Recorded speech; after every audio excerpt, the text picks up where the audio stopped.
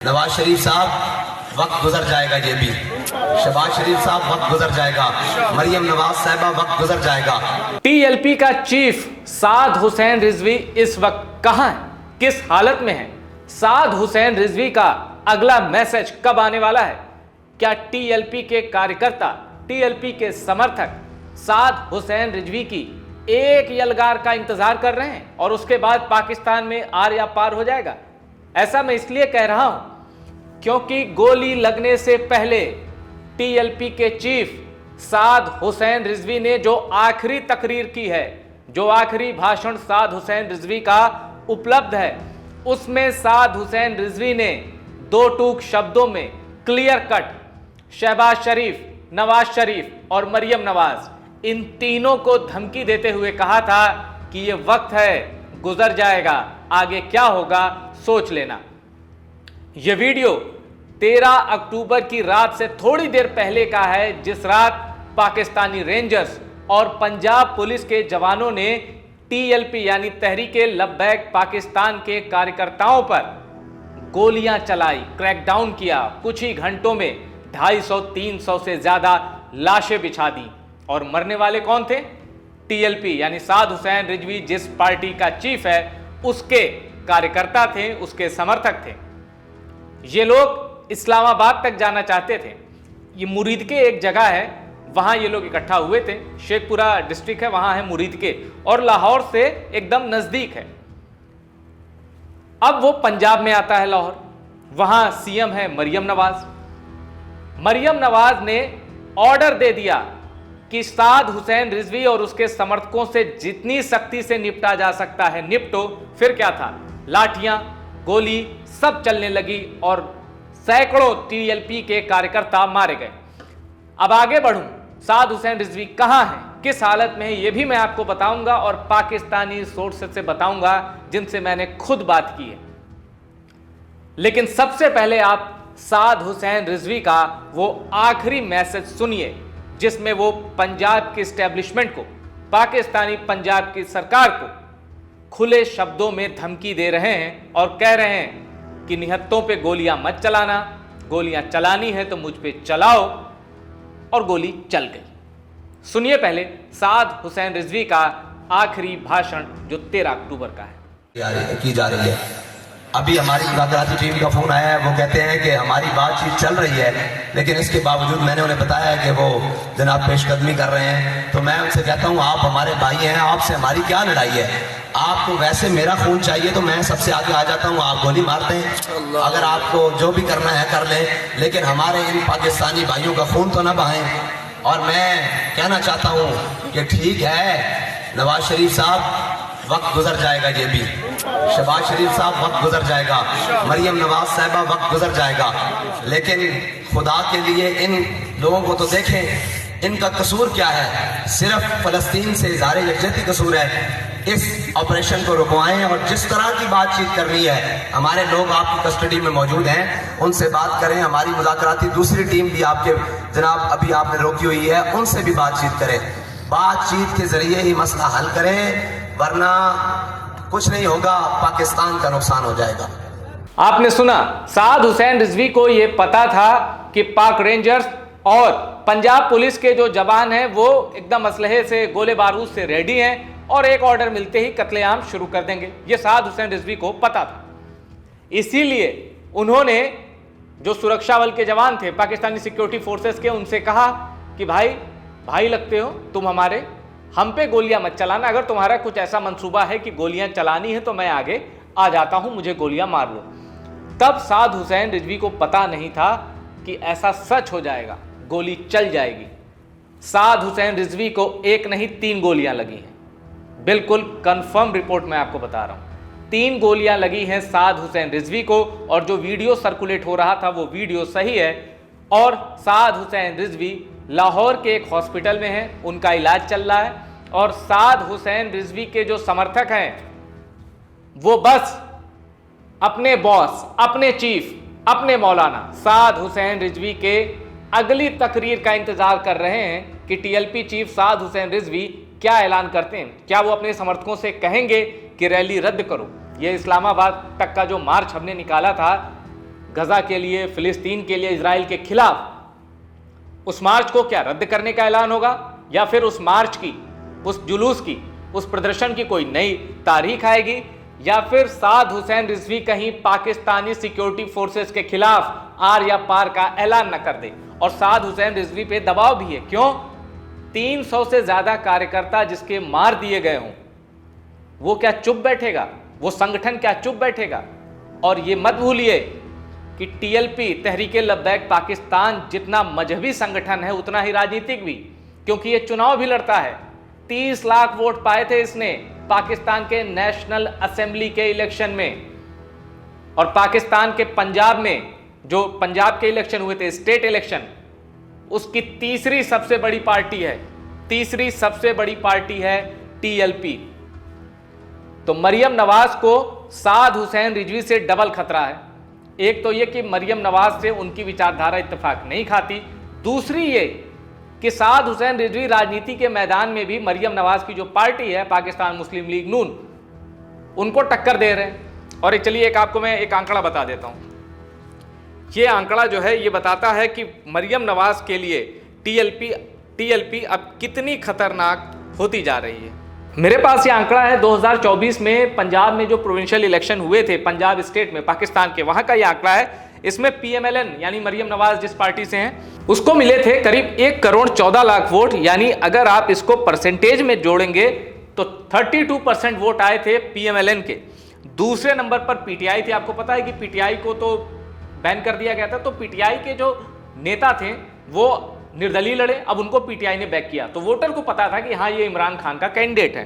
तो पीटीआई को हर तरह का जुल्म सहने के बावजूद पीटीआई को जो वोट मिले वो मरियम नवाज की पीएमएलएन से ज्यादा मिले। पीटीआई को मिले तकरीबन 1 करोड़ 21 लाख वोट, या अगर हम वोट परसेंटेज में जाएंगे तो 34, 2% ज्यादा वोट मिले। लेकिन इसके बावजूद, पूरी धांधली, इलेक्शन रिगिंग के बावजूद, मरियम नवाज की पार्टी को 138 सीटें मिलती हैं और पीटीआई 103। जोड़ तोड़ की सरकार बनती है, मरियम नवाज मुख्यमंत्री बन जाती है पंजाब की। पर इसी चुनाव में साद हुसैन रिजवी की टीएलपी को मिलते हैं 24 लाख वोट, यानी कुल पड़े वोटों का करीब 7%, 7% वोट। और साद हुसैन रिजवी की पार्टी, आप सोचिए, पीपीपी, पाकिस्तान पीपुल्स पार्टी, जिसके भुट्टो हैं, जिसकी बेनजीर भुट्टो थी, उसी पार्टी से पीपीपी को चौथे नंबर पर धकेल देती है टीएलपी। तो पंजाब में एक उभरती हुई राजनीतिक ताकत का नाम है टीएलपी, एक नई पॉलिटिकल पावर का नाम है टीएलपी। और इसी वजह से मरियम नवाज बौखलाई हुई हैं। इसीलिए उन्होंने सिक्योरिटी फोर्सेस को कहा है कि अभी अगर टीएलपी को कुचला जा सकता है, अभी अगर टीएलपी को दबाया जा सकता है तो दबा लो, आगे हम देख लेंगे। अब इनके हौसले क्यों बढ़े हुए हैं? चाहे वो आसिम मुनीर हो, चाहे मरियम नवाज हो, चाहे शहबाज शरीफ हो, इनके हौसले क्यों बढ़े हुए हैं? इसलिए क्योंकि 9 मई का जो कांड था, जिसमें पीटीआई के समर्थकों ने एकदम आग लगा दी थी, जीएचक्यू में घुस गए थे, कमांडर का घर भी जला दिया था। 9 मई के कांड के बाद आसिम मुनीर ने जैसे चाहा वैसे ट्रायल्स हुए हैं, पीटीआई के नेताओं के, पीटीआई के लोगों के। और इमरान खान जेल में है, ये भी आपको पता है, क्योंकि इमरान खान जब तक जेल में रहेंगे, शरीफ फैमिली पावर में रहेगी और आसिम मुनीर अपना चलाते रहेंगे, मुल्क को जैसे चलाना है पाकिस्तान को। तो ये एक आंकड़ा मैंने आपको बताया। अब आपको मैं एक और आंकड़ा देता हूं। 2018 के जो नेशनल असेंबली इलेक्शन हुए थे, यानी जो पीएम पद के लिए जो होता है भाई, जो सबसे बड़ी पार्टी बनेगी उसी का पीएम, या जिसको मेजोरिटी मिल गई। तो 2018 में तब खादिम हुसैन रिजवी थे टीएलपी के चीफ, तब 22 लाख से ज्यादा वोट मिला था टीएलपी को, यानी कुल पड़े वोटों का 4%। अब जब साद हुसैन रिजवी आए, साद हुसैन रिजवी आता है 2024 के चुनाव में, टीएलपी को करीब 29 लाख वोट मिलते हैं नेशनल असेंबली के इलेक्शन में। टीएलपी पाकिस्तान की चौथी सबसे बड़ी पार्टी बन जाती है राष्ट्रीय लेवल पर, और उसका वोट परसेंटेज करीब 5% हो जाता है। पंजाब के असेंबली इलेक्शन का हाल मैंने बता दिया। 2018 में भी शानदार प्रदर्शन किया था टीएलपी ने, करीब 5.25% वोट मिले थे। एक पार्टी जिसका गठन 2015 में हुआ है, 2024 अगस्त 2015 में टीएलपी बनी है, तहरीक लब्बैक पाकिस्तान। 2024 आते आते वो इतनी मजबूत हो जाती है कि पाकिस्तान में जिस सरकार को चाहे वो घुटनों पर ला देती है। फ्रांस के खिलाफ जब वो प्रॉफिट के कार्टून वाला मुद्दा बड़ा उछला था और पाकिस्तान में उसके खिलाफ गजब का गुस्सा था, तो उस वक्त टीएलपी ने इमरान खान की सरकार को झुका दिया था। तब भी साद हुसैन रिजवी को पकड़ा गया था, डिटेन किया गया था और उनके खिलाफ एक्शन भी हुआ था थाने में, तो तस्वीरें भी हमने देखी हैं। पर अंतिम जीत टीएलपी की हुई। टीएलपी पे बैन भी लगा था। तहरीक लब्बैक पाकिस्तान को प्रतिबंध का सामना भी करना पड़ा था, लेकिन वो फिर बहाल कर दिया गया। मतलब प्रतिबंध जो लगा था, बैन लगा था, उसे हटा दिया गया और टीएलपी एक्टिव हो गई पहले की तरह। बलूचिस्तान में भी टीएलपी लड़ती है। वोट परसेंटेज की बात करें तो 1% वोट वो पाती है। ऐसी जगह जहां टीएलपी का नाम लेने वाला भी कोई नहीं है, वहां भी टीएलपी अपने आप को अपने पैरों पर खड़ी करने में जुटी है। केपीके जो इमरान खान का गढ़ है, जहां भी नया सीएम बना है, केपीके में साद हुसैन रिजवी की पार्टी को 82,000 वोट मिले हैं। खैबर पख्तूनख्वा।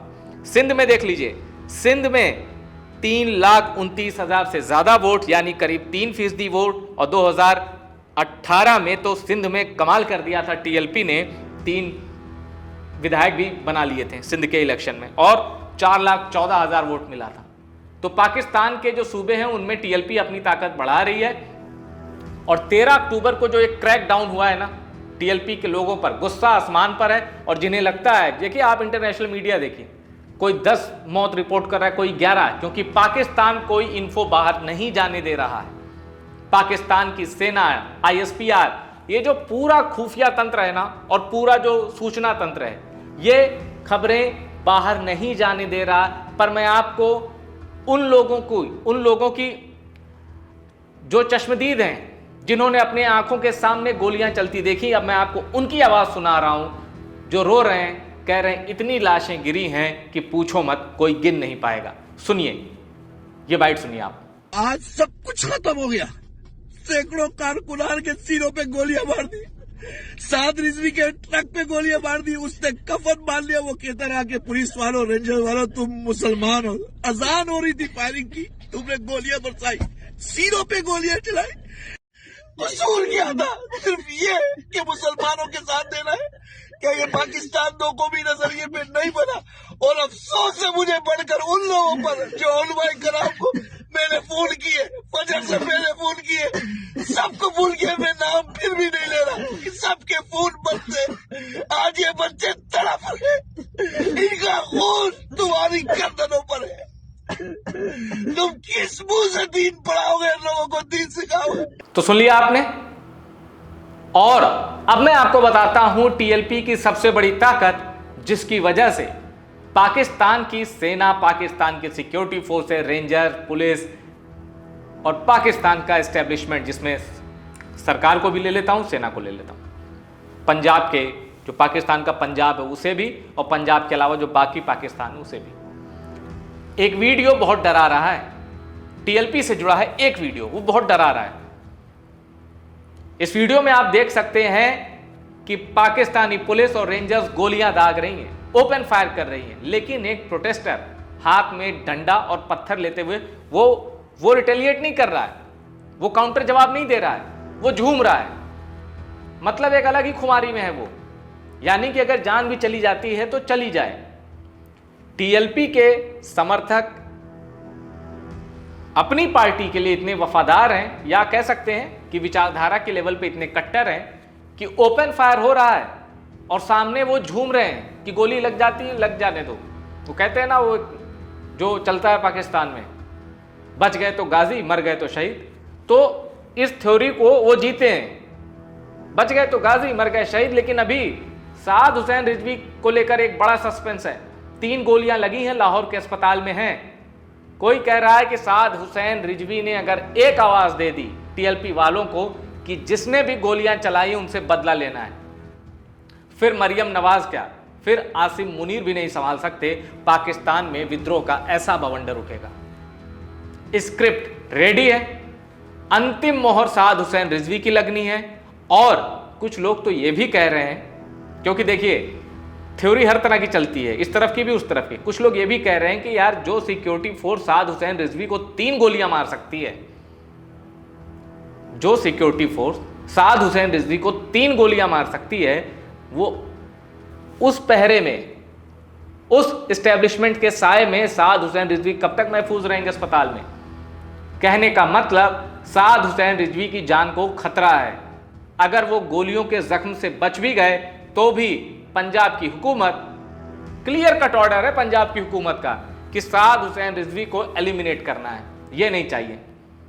अब साद हुसैन रिजवी के आपने देख लिए, जब वोट ही करोड़ों की तादाद में पड़ रहे हैं इलेक्शन में, तो सोचिए समर्थक कितने होंगे। और 31 साल का है साद हुसैन रिजवी, 31 साल, 31 ईयर्स, और नाको चने चबवा दिए उसने शरीफ खानदान को भी और पाकिस्तान की सेना के प्रमुख आसिम मुनीर को भी, वो जो फील्ड मार्शल है।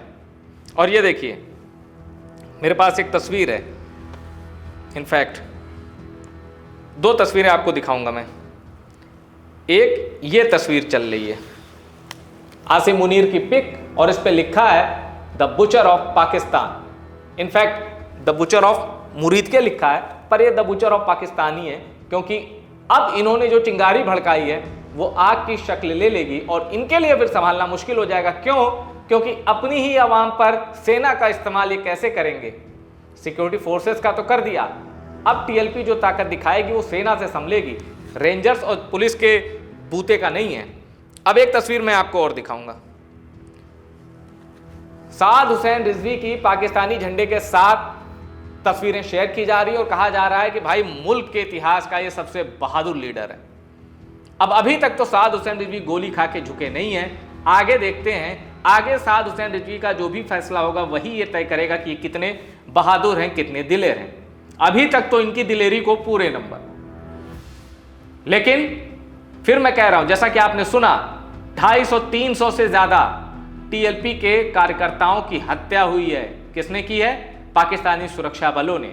ऐसे में टीएलपी को संभालना, और देखिए कोई खबर ही नहीं है रही, पाकिस्तान की मीडिया में कोई खबर नहीं है, सब चल रहा है, हॉकी मैच चल रहे हैं भारत पाकिस्तान के, अभी महिलाओं का जो क्रिकेट वर्ल्ड कप उसकी खबरें हैं, केपीके का सीएम बदल गया, उसी वही खबर चल रही है, शहबाज शरीफ और ट्रंप ने जो बातें की वो चल रही हैं। लेकिन ये नहीं चल रहा कि पाकिस्तान के अंदर मुरीदके में 13 अक्टूबर की रात को क्या हुआ, कैसे हुआ, कोई खबर नहीं है, चर्चा भी नहीं की जा रही है। और मैंने आपको टॉप सीक्रेट के पुराने वीडियो में बताया कि कैसे पाकिस्तान के एंकर्स खुलकर पंजाब की हुकूमत का साथ दे रहे हैं और कह रहे हैं कि साद हुसैन रिजवी और टीएलपी का तो अतीत ही रहा है ब्लैकमेल करना, प्रोटेस्ट करके, प्रदर्शन करके, जलसा करके। तो एक 31 साल के मौलाना ने अपने समर्थकों के बीच, जो अल्लामा आलिम दीन भी कहे जाते हैं साद हुसैन रिजवी ने बता दिया है कि टीएलपी में कितना दम है। मतलब बॉर्डर के बाहर पाकिस्तान को टीटीपी से डर लगता है, तो बॉर्डर के अंदर अब उसे टीएलपी से डर लगेगा, क्योंकि साद हुसैन रिजवी बहुत जल्द एक बड़ा फैसला करने वाला है, वो फैसला जिसे संभालने की कुव्वत कम से कम पाकिस्तान में किसी के पास नहीं। टीएलपी के प्रोटेस्ट से जुड़ी, साद हुसैन रिजवी की सेहत से जुड़ी और पाकिस्तानी जनरल और मरियम नवाज की साजिशों से जुड़ी तमाम अपडेट मैं आपको देता रहूंगा। चैनल को सब्सक्राइब जरूर करिए।